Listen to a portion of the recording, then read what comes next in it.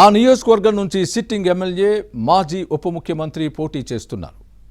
ఆ నేతకు ఊపిరి సలపకుండా చేయడంలో టీడీపీ నాయకత్వం చేస్తున్న ప్రయోగం ఫలిస్తోంది. 3 వర్గాలుగా ఉన్న తమ వారిని ఏకతాటిపైకి తీసుకురావడంతో సైకిల్ పరుగులు తీస్తోంది. గొప్ప కుటుంబ నేపథ్యం, రాజకీయ సామర్థ్యం ఉన్న వారిని ఏకం చేయడంలో సక్సెస్ అయింది. గ్లాసు, కమలం పార్టీల నాయకత్వాలు అదనపు బలంగా అండగా నిలుస్తున్నాయి.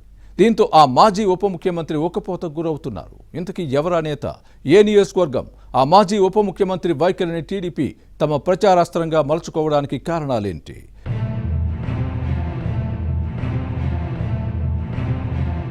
పోలింగ్ సమయం దగ్గర పడుతున్న కొద్దీ కురుపాం నియోజకవర్గంలో రాజకీయ వాతావరణం వేడెక్కుతోంది. వైసీపీని చిత్తుగా ఓడించడానికి టీడీపీ అన్ని వైపుల నుంచి అష్టదిగ్బంధనం చేస్తోంది.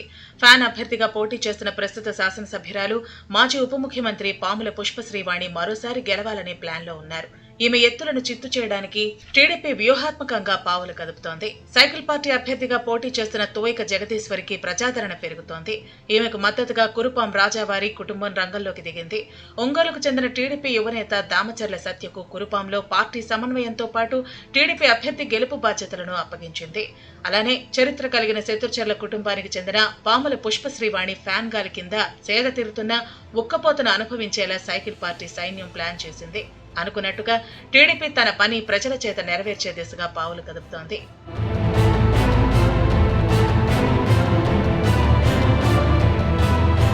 కురుపాం అంటేనే గల్లీ నుంచి ఢిల్లీ వరకు రాజకీయాలు నడిపిన నేతలు ఉన్నారు. రాష్ట్ర, కేంద్ర మంత్రివర్గంలో పనిచేసిన వారు ఉన్నారు. ఈ నియోజకవర్గంలో వైరిచర్ల, శత్రుచర్ల కుటుంబాలు ఆది నుంచి తమ ఆధిపత్యం కనపరుస్తూ వస్తున్నాయి.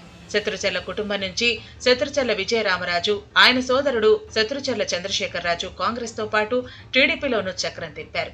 అయితే ఇదే కుటుంబం నుంచి చంద్రశేఖరరాజు కుమారుడు పరీక్షిత్ రాజు వైసీపీలో ఉన్నారు. ఈయన సతీమణి పుష్పశ్రీవాణి ముఖ్యమంత్రి జగన్ కేబినెట్ లో ఉప ముఖ్యమంత్రిగా పనిచేశారు.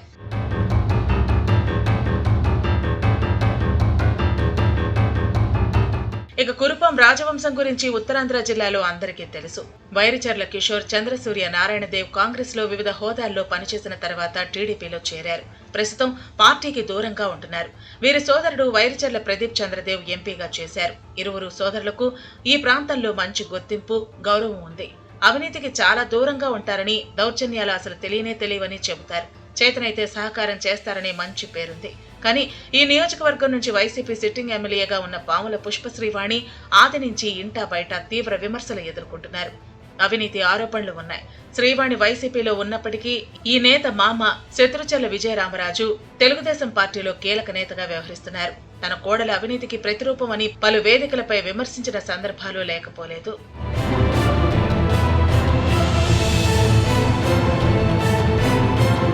ఇక పుష్పశ్రీవాణిపై ఎవరిని నిలబెట్టాలని టీడీపీ ఆలోచిస్తున్న సమయంలో విజయరామరాజు, ఎంపీడీసీ తోయిక జగదీశ్వరి పేరు సూచించారు. దీంతో పార్టీ నాయకత్వం ఈమె పేరును ఖరారు చేసింది. పార్టీ నేత దత్తి లక్ష్మణరావు సహా పలువురు సీనియర్లు టికెట్ ఆశించినా అధిష్టానం మాత్రం జగదీశ్వరి వైపే మొగ్గు చూపింది.